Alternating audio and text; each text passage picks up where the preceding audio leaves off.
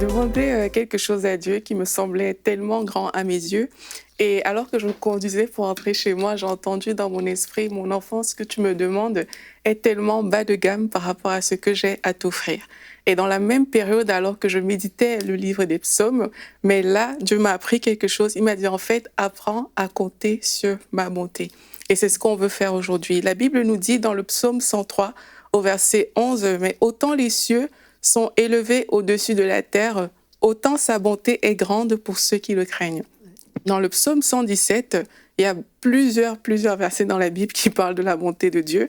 Dans le psaume 117, la Bible dit: louez l'Éternel, vous toutes les nations, célébrez-le, vous tous les peuples, car sa bonté est grande envers nous. Dans la version Parole vivante, c'est écrit: sa bienveillance ou sa bonté est puissante. Ça veut dire que la bonté de Dieu nous dépasse parfois complètement. Et dans Éphésiens 3, au verset 20, on peut lire: à celui qui peut faire, par la puissance qui agit en nous, infiniment au-delà de tout ce que nous demandons, de tout ce que nous pensons.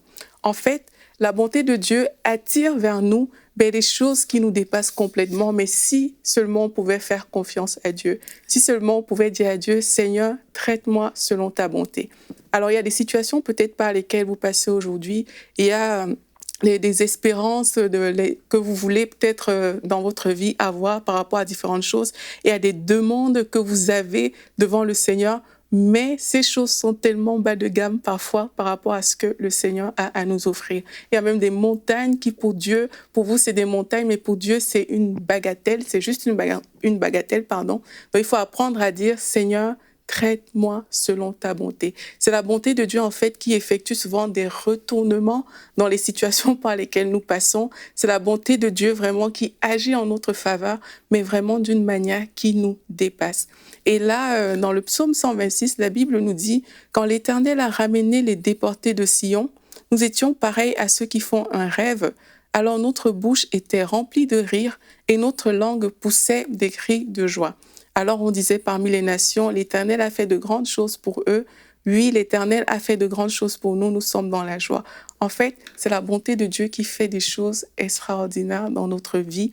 Et lorsque la bonté de Dieu est en action, comme c'est écrit dans le psaume ici, on est pareil à des personnes parfois qui font un rêve.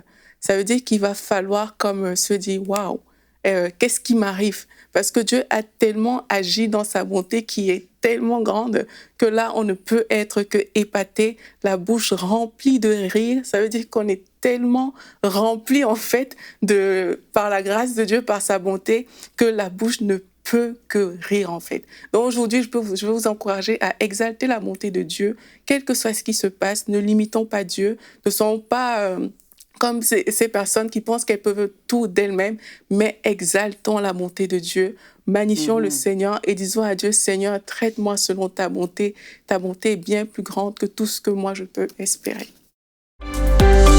Retrouvez la suite de ce programme dans l'émission Bonjour chez vous sur EMCI TV.